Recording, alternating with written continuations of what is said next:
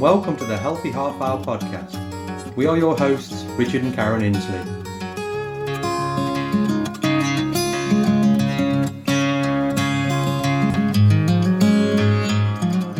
The Healthy Half Hour podcast is your resource for all things healthy, and we will be discussing how to make nutrition, fitness and lifestyle choices work for you.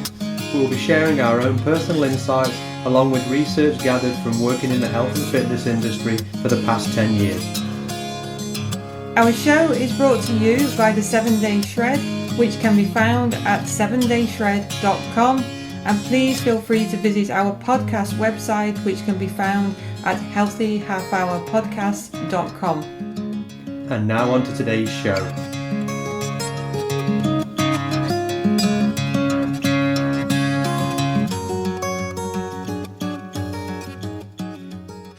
Hi everybody, we're back. I don't know how to introduce ourselves every time that we record a podcast, and I still sound like that.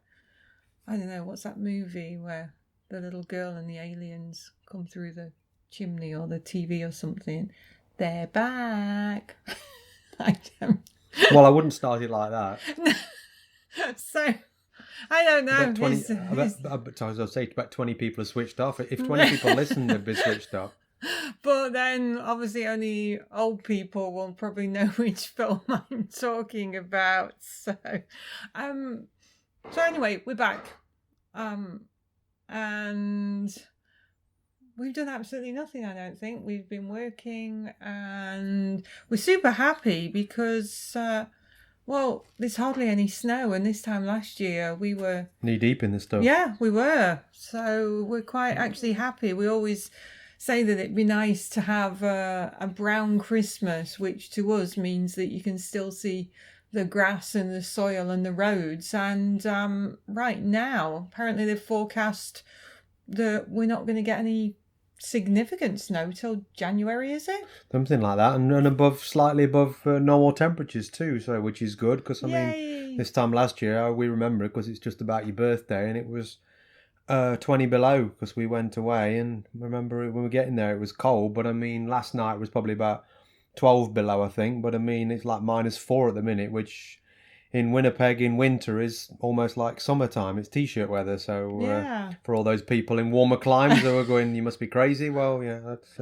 how we are. And then obviously we've got friends in the UK that say like, oh, we really love snow for Christmas. It's like, well, we'd actually not like snow for Christmas. It'll be different. It is nice to have snow for Christmas. It's nice. If it shows up on Christmas Eve and goes on day after Boxing Day, it'd be nice. But well, we don't particularly have to go. We've got no family to go to and nowhere to go over Christmas. So I mean, for me, it can hammer it down, but people have to visit. So yeah.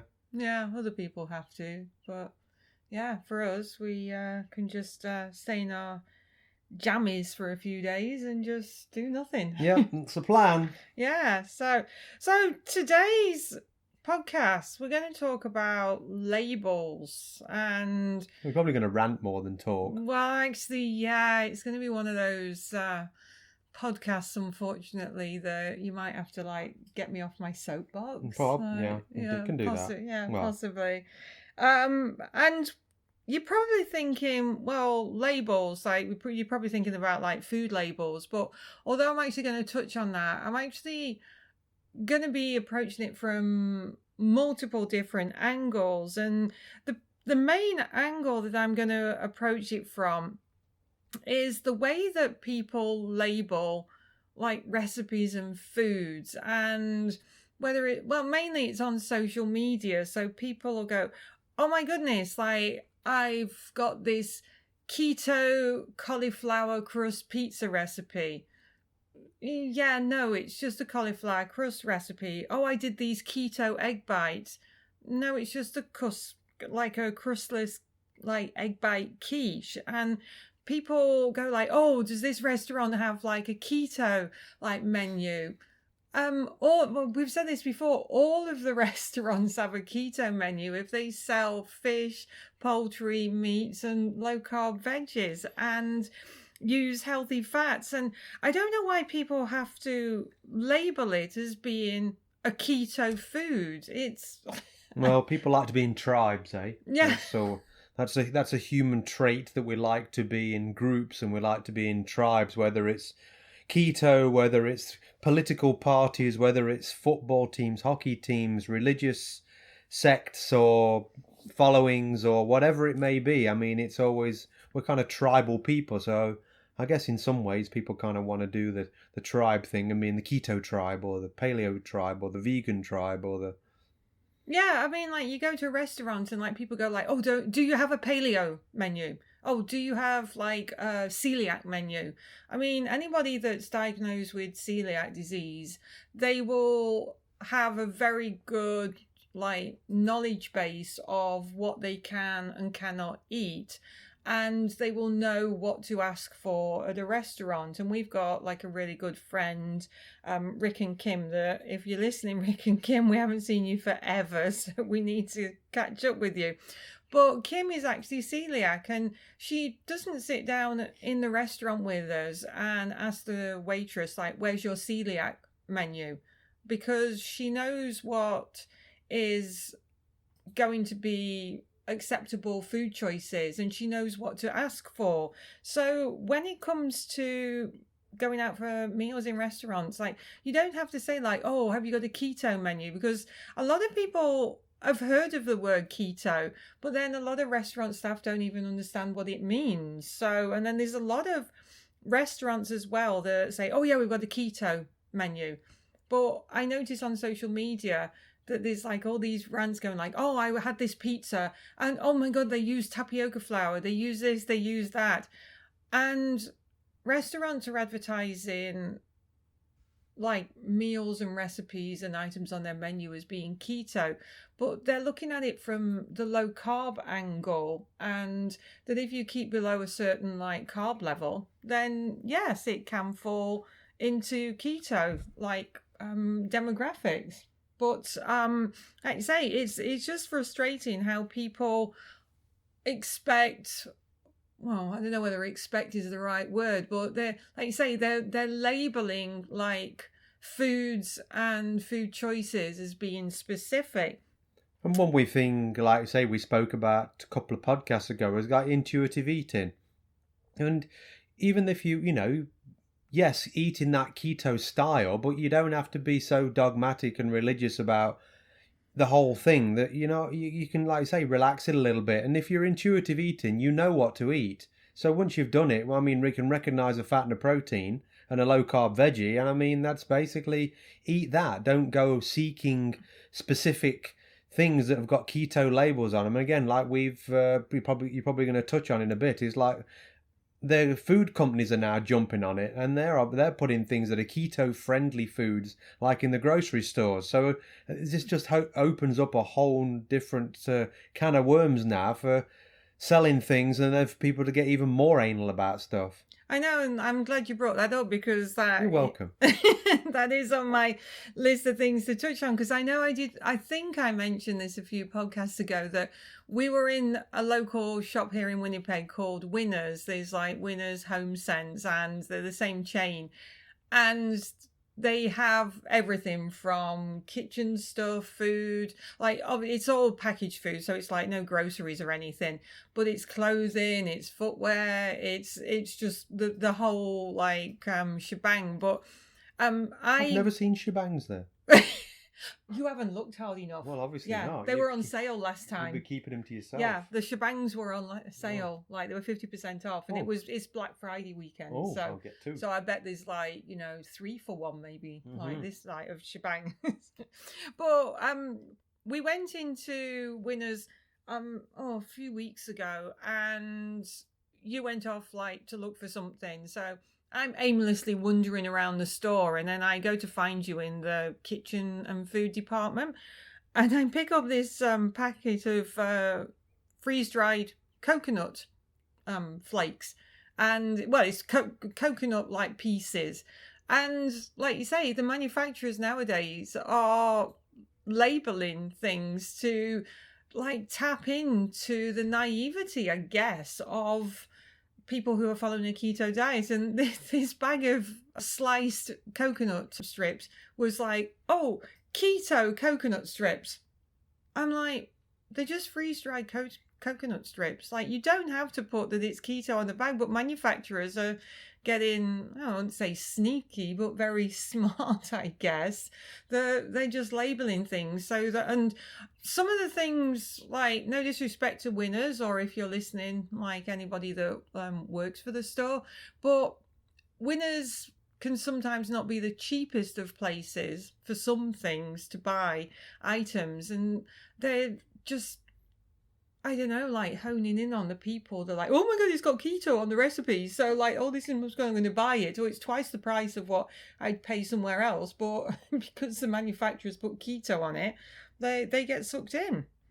And going back to the restaurant thing, there's most restaurants online, I think probably worldwide now, they'll like have a downloadable menu, and it'll tell you how many calories are in your food. So it'll say how many calories, how much saturated fat, many grams of proteins, fats, carbs, whatever.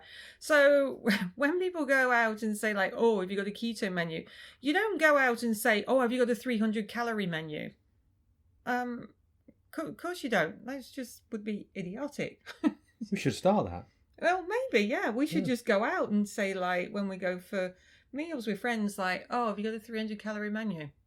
I love 300 calories. I'd be hungry. So, I don't know, like, stop labeling foods. I mean, one of the posts that I saw from someone in a local keto group, she'd actually made these, like, mini crustless quiches. So they were called egg bites because they're only made in a muffin tin. And she put, oh, I made keto egg bites.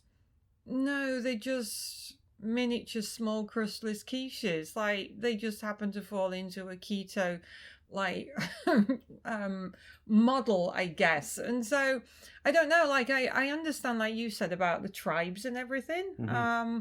And that people need to know whether or not it falls into that, like, bracket or whatever. But yeah, it's just and then adding labels to foods as well, you'll get from the angle of like, oh, is this keto, is this not keto, is this paleo, is it vegetarian, is it whatever, and then people go like, oh my goodness, no, you can't eat that. Oh my god, no, the carbs are too high. And then you get that mentality of like, people then start feeling guilty. And like, we have it, don't we, with clients, like, mm-hmm. where like people refer to things as cheat meals. Yeah. And I mean, you see it with your personal training clients, I guess, like, and like that negative cheat, you make it look like you're doing something wrong. Well, again, I think we spoke on a podcast before and mentioned, like, if you actually look cheat up in the dictionary, I can't remember off the top of my head, but I'm trying to think of the actual definition now, but it's killing me. It had nothing to do with food, basically. If you look it up in the dictionary, and I mean, it's doing somebody wrong by taking something off somebody, or trying to get, and it's nothing to do with food. So people label it as a cheat when it really, the word's misplaced. And people, again, with the whole cheat thing, all you're doing by calling it cheat is justifying eating it. So I mean, if you want to eat it, eat it. Don't label it anything special. It doesn't need a label. If you want a chocolate biscuit, have a chocolate biscuit. It is what it is. And if you've got the discipline or wherewithal not to, and but again, like we've said before, nothing's off limits, just don't go nuts. And we interviewed a guy here in Winnipeg a couple of months ago called Ryan, and hopefully Ryan's still listening to us.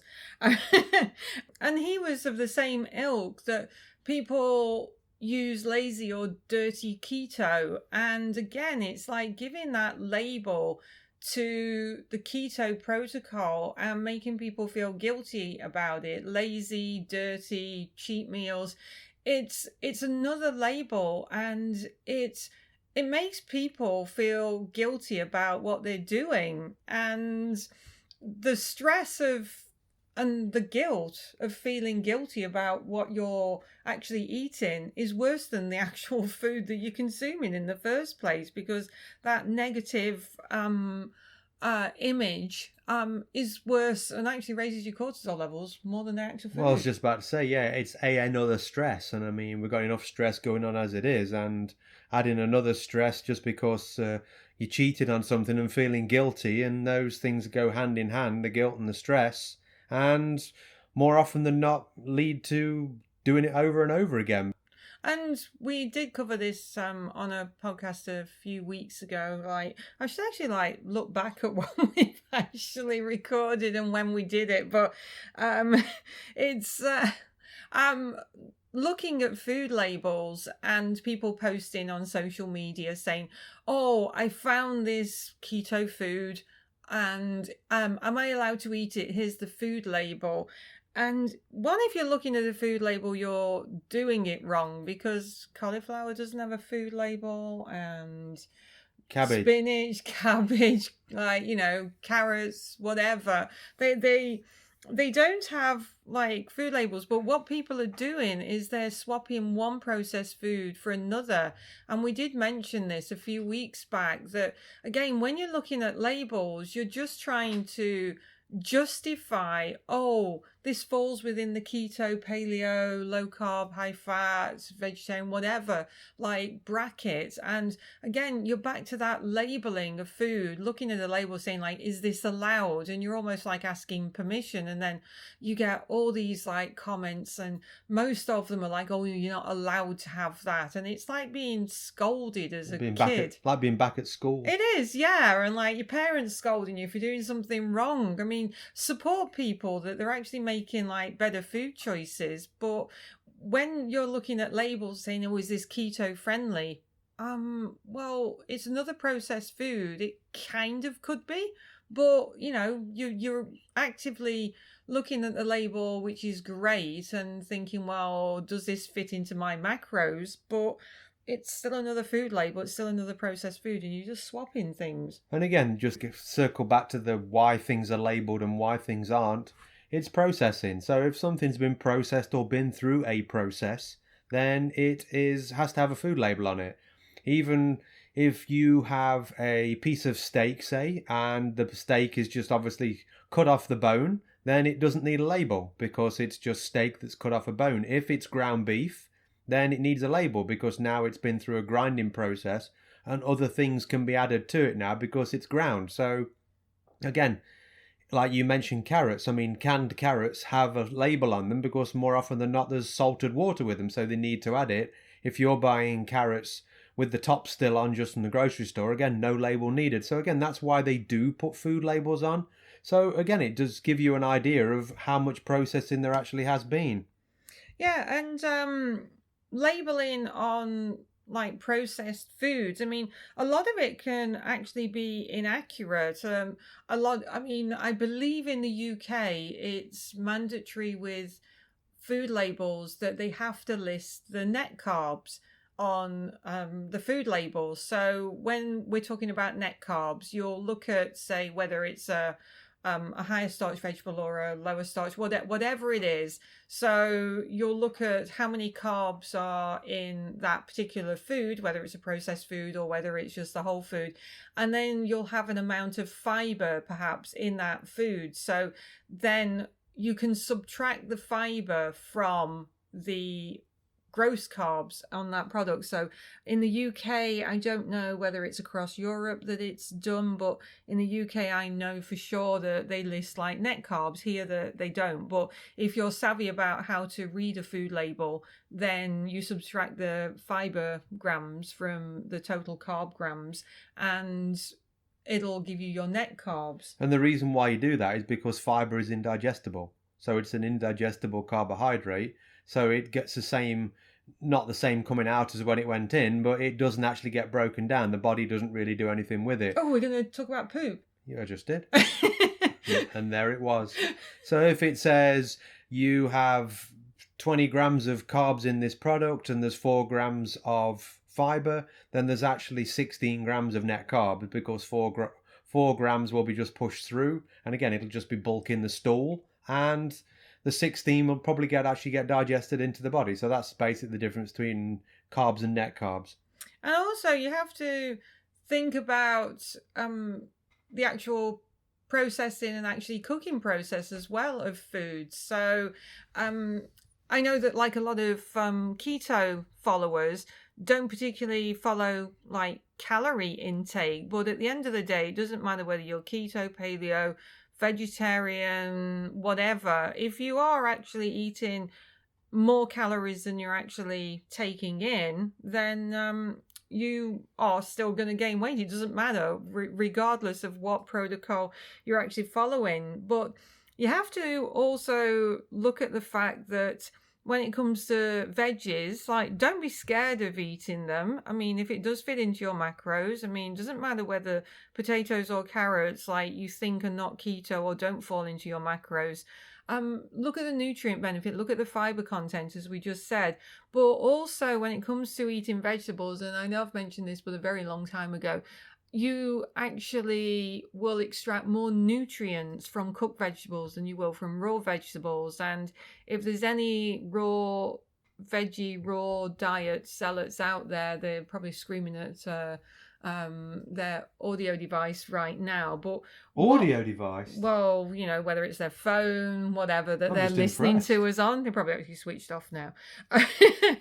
But you actually extract more nutrients from cooked vegetables than you will raw. And the reason being is that heat actually helps to release the phytonutrients out of like the husks and the skin of like vegetables. And so you'll extract more nutrients from cooked vegetables than you will from raw. And so it is beneficial. And so when I'm talking about cooked vegetables, I'm talking sort of sauteed, steamed, don't boil things to death. So there's like nothing left of your vegetables. But nutrient intake is just as important as calorie and fat and protein and carb intake. So just something to actually think about. And also, when I said to you that I wanted to talk about labels, one of the things that I wanted to cover just quickly as well was how society labels like us. Like, you'll see somebody and you'll automatically, you might not know them, like you'll label them. I know I talked about this not long ago in a podcast, and it was actually something that I was reading, like this was a long time ago, but there was somebody complaining, saying like, oh, I saw this really skinny girl. She was in the food court eating like a Big Mac and fries and had this like milkshake. And how the hell can she like get away with eating that? And they obviously labeled this girl, like they obviously had like a negative impression of her without even knowing her. So they looked at her thinking like, oh, she's one of those like really lucky ones. She can eat whatever she wants and not gain weight. She's probably been, you don't know, she might have been a 400-pound girl. She got 400-pound because she lived on McDonald's, Big Macs and fries and milkshakes. But she's worked super, super hard to get down to a healthy weight. But once a year, she indulges in this particular meal because she likes the meal. It's just basically going back to that labeling. So people are labeling this girl without actually knowing her. And people look at overweight people and go like, oh my God, like they must like eat way more than they're expending, or they've got a slow metabolism. And again, people will put labels on the people without actually finding the actual history behind it. Wow, you're really going off on one today. I know, yeah. And I know that you did put a link to this girl's Instagram in the show notes a couple of weeks ago, and it's jking2386. And one of the things, again, when it comes to labeling, that she said that go and look at her, and like she's the one that I mentioned a couple of weeks ago, that she had to undergo extensive plastic surgery because she had so much like baggy skin. So it wasn't, she followed keto, she followed low carb, and she did great, and she looks phenomenal now. But she said that one of the things, like, go and scroll through her posts, and she says people do treat her differently. And reading just on her Instagram, she says that the people who used to refer to her as the Fat Jessica, and they say, oh, you've changed, you're conceited, you become distant. And the way that people treat her now and the way that people treated her before is totally different. And again, they labeled her totally different when she was heavier. And like now, they say that her personality's changed. And she's like, well, no, it's not. She does feel more confident now, but she's able to project herself how she genuinely feels. She's probably got less time for idiots. Yeah. And like you say, she says here, one of the most frustrating things about being a woman is the balancing act of self-confidence and self-love. And if you don't love yourself enough, you're viewed as a doormat or weak. And if you do love yourself, you're considered pompous or arrogant. And she was treated totally different when she was heavier, but now she's treated totally different. Now she's she looks really hot. She's got a great figure now. And it's not perfect because she shows photos of herself without, obviously, the nice makeup and the nice clothes on, and she's in her underwear. So, it's that labels again. I don't know. It's just frustrating because people label you when you're heavy, they label you when you're thin, and then they just, I don't know. So it's just my little rant for the week. Well, I'm glad you got it out of your system. So whether it's food labels, whether it's going to restaurants and asking it's not a celiac food, it's not a keto food, it's not a paleo food, don't label people that you see that you don't know, and don't label yourself. And learn to love yourself. That's what this Jessica King you say. It's not a bad thing, and more often than not, it's the key to start to a healthier lifestyle is just accept who you are, accept your body as is, and love yourself, and things will start to move once you again, it's a lot to do with mindset, and we've got that one lined up soon. I was going to say that'd be a great. We'll do a podcast on, like you say, just getting mindset rocking and rolling, and work on that. So we'll look at that for next time. See you then. That's all we have time for right now, but we do hope that you join us for our next show. And if you want to contribute to an upcoming show by suggesting a topic that you would like us to discuss in more detail, then hop over to our website, healthyhalfhourpodcast.com, subscribe to our podcast and submit your suggestions. The Healthy Half Hour Podcast was brought to you by the 7 Day Shred, and don't forget to share our details with your friends and review our show. Until next time, thanks for listening.